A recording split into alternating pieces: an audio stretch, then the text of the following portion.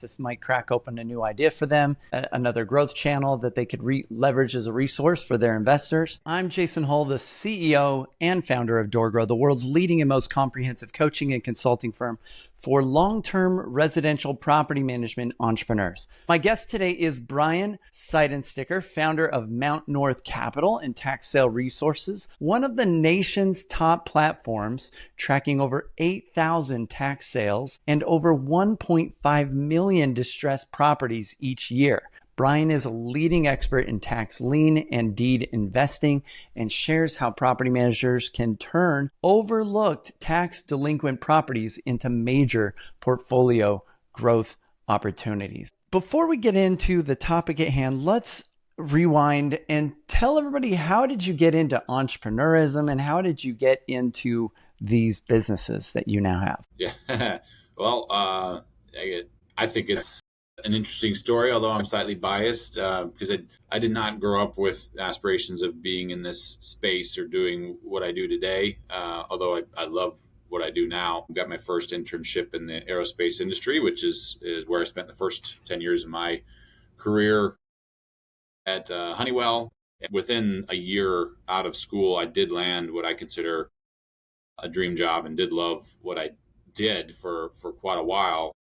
I was basically what they call a systems engineer for missile defense programs, working on programs that essentially mimic weapons of other countries, and then our systems would also practice shooting them down, which all sounds really, really cool, right? And it was cool.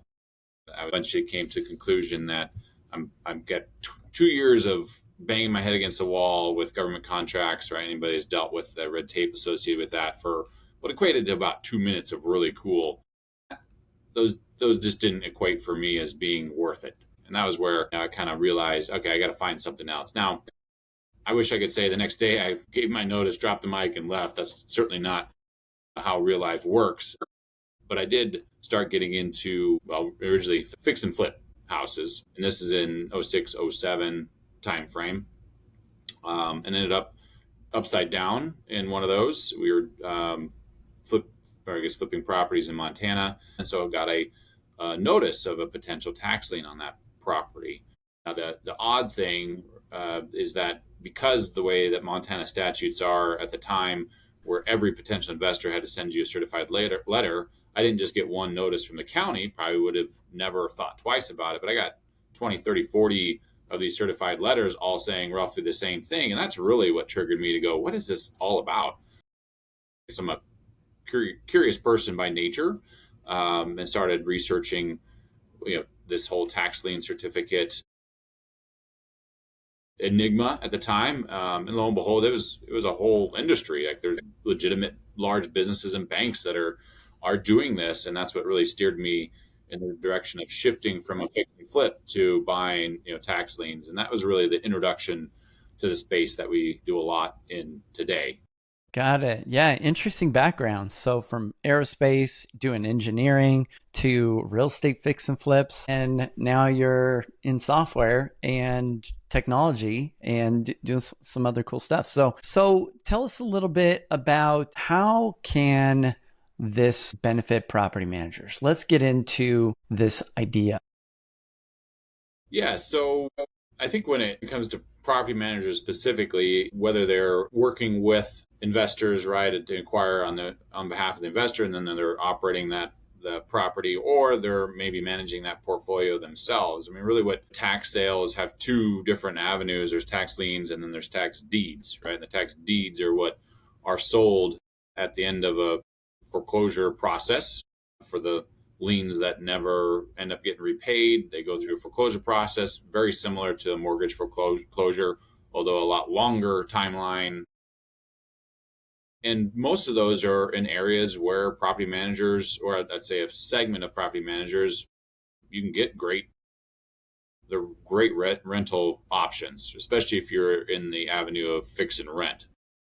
We work with several folks that buy properties, fix them up, and with intent to rent them. And so if you're looking for an avenue of acquiring properties, right, and it may shift here in the next couple of years, we'll see what's comes to reality. but it's been an avenue of acquiring properties, for the past 10 years, where I think most people have found it to be pretty hard to find any sort of consistent deals at a smaller scale of acquiring to build that portfolio over time. That's really probably the biggest impact to those folks. Now, on the flip side, right, as a data point, I think one of the quickest ways of getting in trouble, right, is if properties that are owned outright, and we see this all the time, properties that are owned outright, you don't have that escrow account that's making sure those taxes get paid. And if people aren't paying those on their own behalf, then they can end up in a tax sale foreclosure unknowingly. Now, most people catch them, but we have seen properties that make it all the way through. And at the end of the day, you end up, essentially losing a property due to these unpaid taxes and ignoring notices over a couple of years, which seems like impossible, but it happens, right? And so it's making sure that property managers and just investors in general understand, hey, you got to keep monitoring and keep paying those property taxes even after the escrow is done and you have the property paid off. Yeah, a lot of people get confused during. Yeah. Well, for so many of us, it is, right? As if you have a mortgage on your house, it's all taken care of, right? It's when that mortgage gets paid off, it's a happy day, but now you've got a few more things you've got to monitor you've never had to worry before. Yeah, got it. Oh, yeah, property managers, the savviest ones, they're building up their own portfolios, not just helping everybody else. And so this could be a nice channel or avenue for them to find some additional deals or properties. So what do they need to know in order to get started with working with tax liens or tax deeds and finding property? Well, I think the biggest thing to understand is really how the sales occur in your area. Every state has a slightly different process, slightly different statutes. And even within that state, counties, right, can interpret those statutes slightly differently. And so the number one thing that I always recommend is be smart, and as in talk to an attorney that is familiar with the sale process in your specific area. It's an unregulated space, meaning you don't have to have a license. There's nothing you have to do to participate. If you have got capital, you can go jump on one of the auction platforms and start buying. But that's also a quick way of maybe getting into a property you shouldn't have. And if you had spoken to an attorney that knows what they're doing, they might have advised you on many of those pit holes to avoid. And so that would be my number one recommendation is start there. Now, if you're not quite ready, I think the next best thing, in my opinion, is I do interview attorneys in different states. And so if you don't want to pay the attorney fees to figure some of that out, it's free on our site. You don't have to pay anything. Just go to our website and there's a resources section. You can filter down by the state that you're interested in. And if I've interviewed an attorney and asked a lot of those questions, it can be a free hour or two of that attorney's time answering those basic questions for anybody that wants to start there. It's a less expensive starting point. Okay, great. What's the website address? We'll plug it right now. Taxsaleresources.com. Taxsaleresources.com. Awesome. So many of you tell me that maintenance is probably the least enjoyable part of being a property manager and definitely the most time consuming. But what if you could cut that workload up to 85%? That's exactly what Vendaroo has achieved. They've leveraged cutting edge AI tech to handle nearly all your maintenance tasks, from initiating work orders and troubleshooting to coordinating with vendors and reporting. This AI doesn't just automate. It becomes your ideal employee, learning your preferences and executing tasks flawlessly, never needing a day off and never quitting.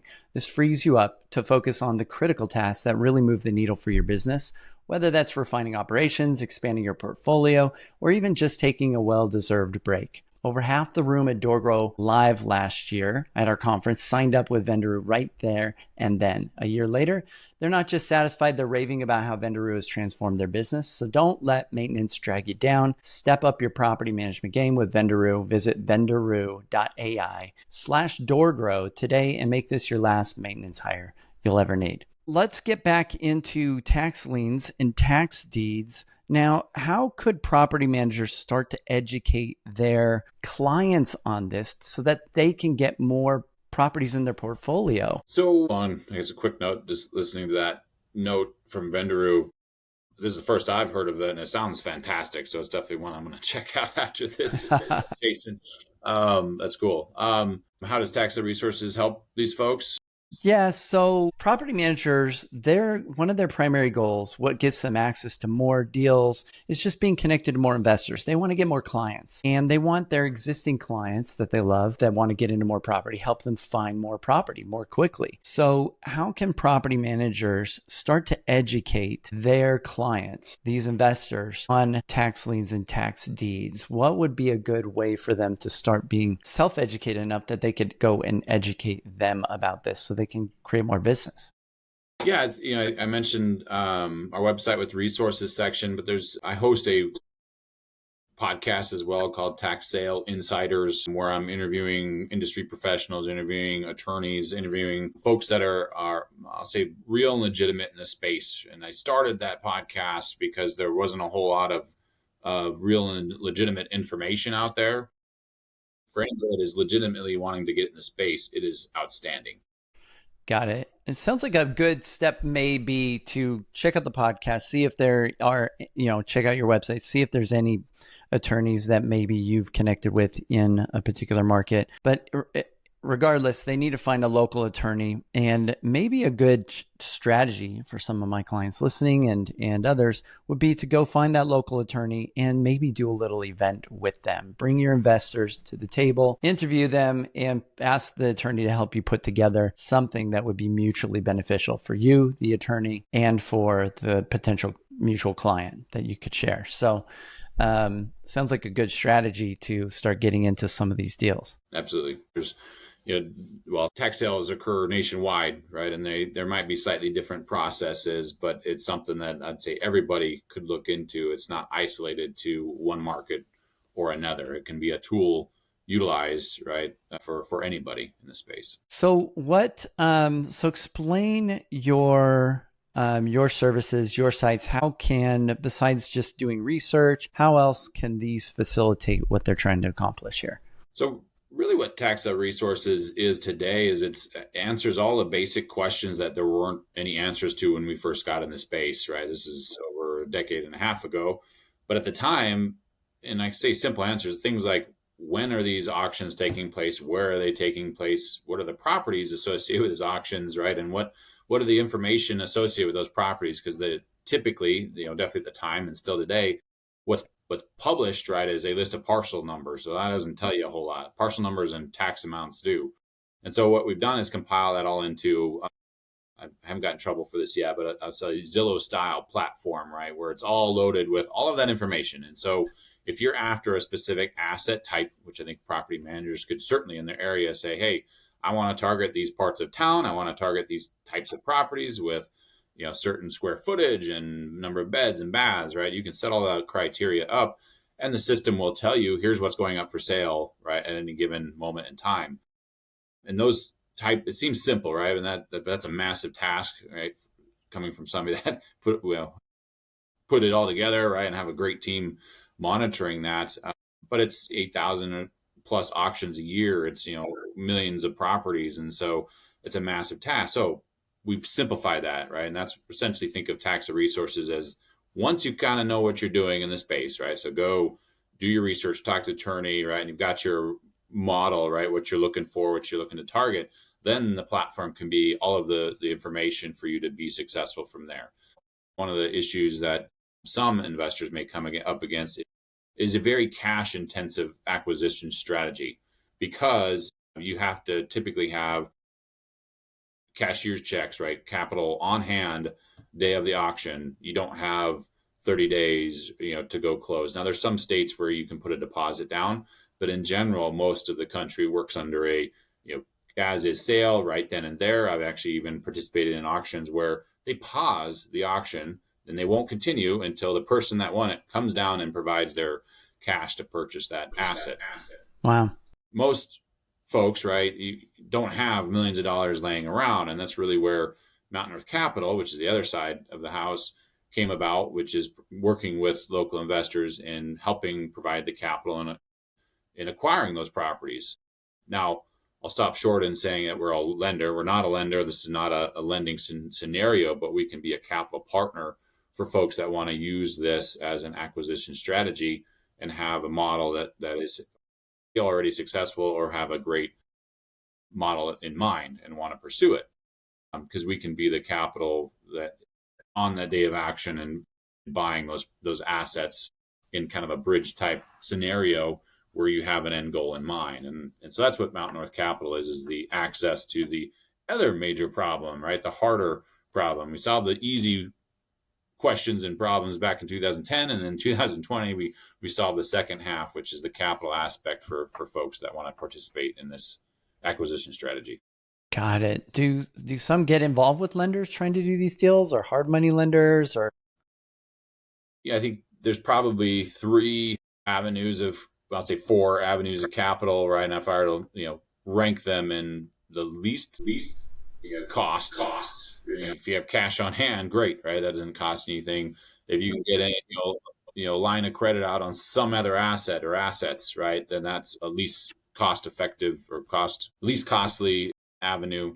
Hard money lenders are another one, right? Where, if you've got credit available and have those hard money lenders that you can utilize, that might be one that is available.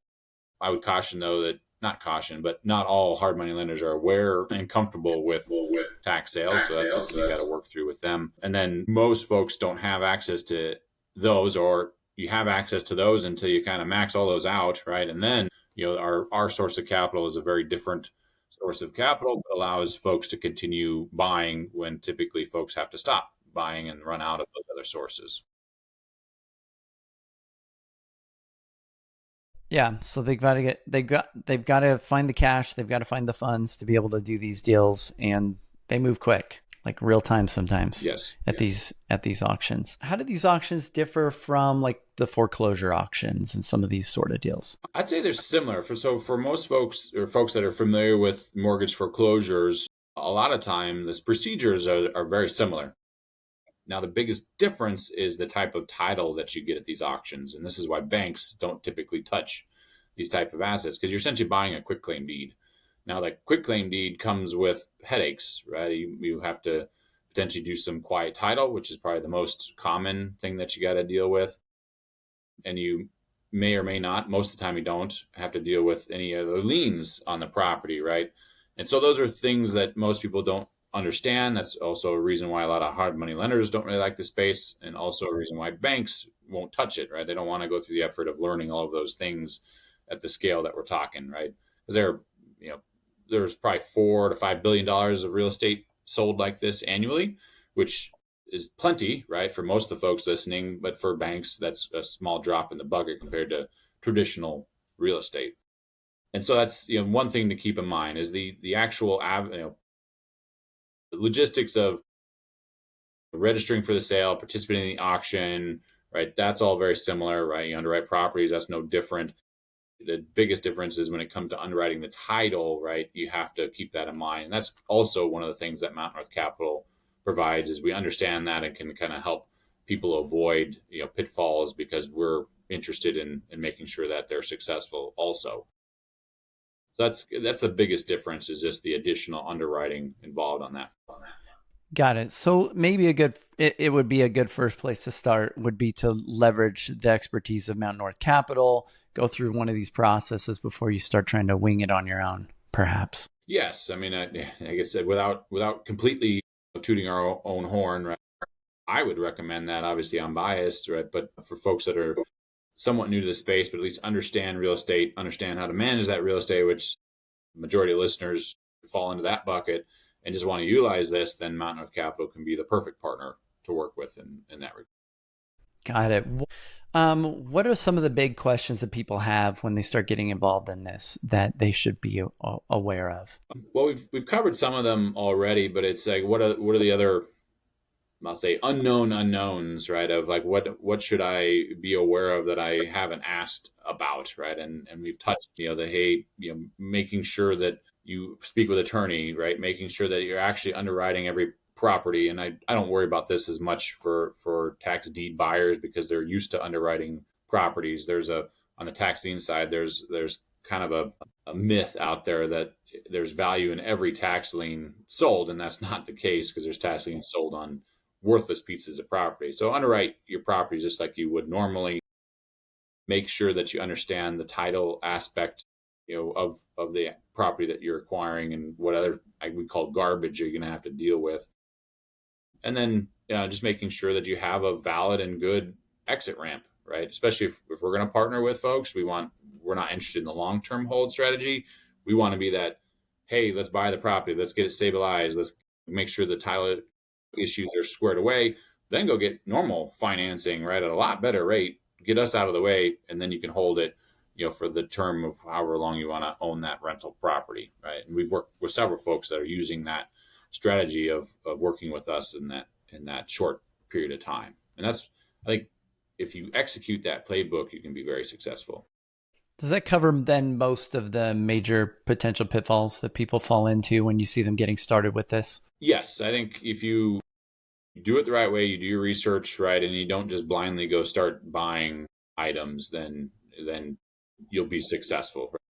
Where people typically get burned is they look at Zillow for pictures. Well, these properties are distressed, right? These are more distressed than mortgage foreclosures. You definitely need to drive by the property because Zillow might be 10 years old and shows a nice property there. Well, in the last 3 years, when it first went delinquent, right, through the foreclosure process, it could have had a fire in the back and it's a tear down. Like, these are all things that maybe normal real estate investors don't think about, right? But that is the type of assets that you might encounter in this space. So it's just doing your research like you should, or any real estate investor should.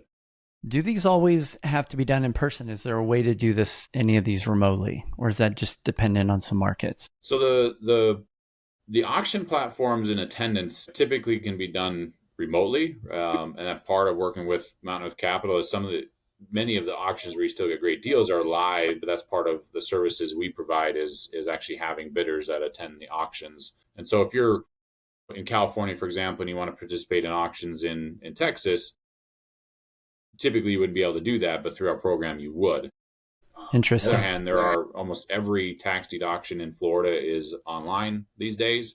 And so if you wanted to go it alone and participate in these auctions remotely, about 70% of the country is online post-COVID.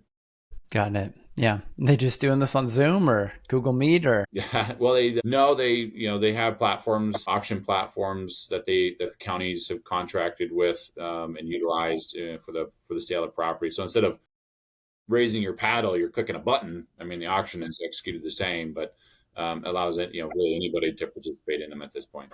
Yeah. Got it. Okay. Well, that's really cool. Well, let's get let's get your info. How can people reach you and reach both of these entities that you've got, and then any parting words that you have for those that are wanting to get involved in this?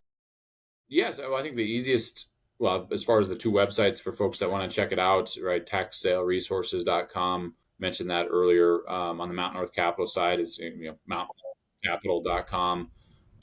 You can check that out. If you want to get in touch with me, go to taxsaleresources.com, and there's a phone number on there. Call the phone number. There's actually a real person on the other end answering it. It's not an AI agent. We haven't made that leap. I still believe that having real people on the other end is important. And just tell them, hey, I heard Brian's podcast on Jason's Brian on Jason's podcast. I'd like to talk to him more about XYZ, and they'll get you in touch with. Perfect. Awesome. Cool. Well, Brian, appreciate you coming on the show. This is very interesting. I think a lot of my clients, this might crack open a new idea for them, another growth channel that they could leverage as a resource for their investors. And so I appreciate it. Thanks so much. Thanks for having me, Jason. All right. So those of you listening, if you've ever felt stuck or stagnant and you want to take your property management business to the next level, reach out to us at DoorGrow.com. Also, join our free Facebook community just for property management business owners at DoorGrowClub.com. And if you would like to get the best ideas in property management, join our newsletter at DoorGrow.com/subscribe. And if you found this even a little bit helpful, don't forget to subscribe and leave us a review on whichever platform you saw or heard this on. We'd really appreciate it. And until next time, remember, the slowest path to growth is to do it alone. So let's grow together. Bye, everyone.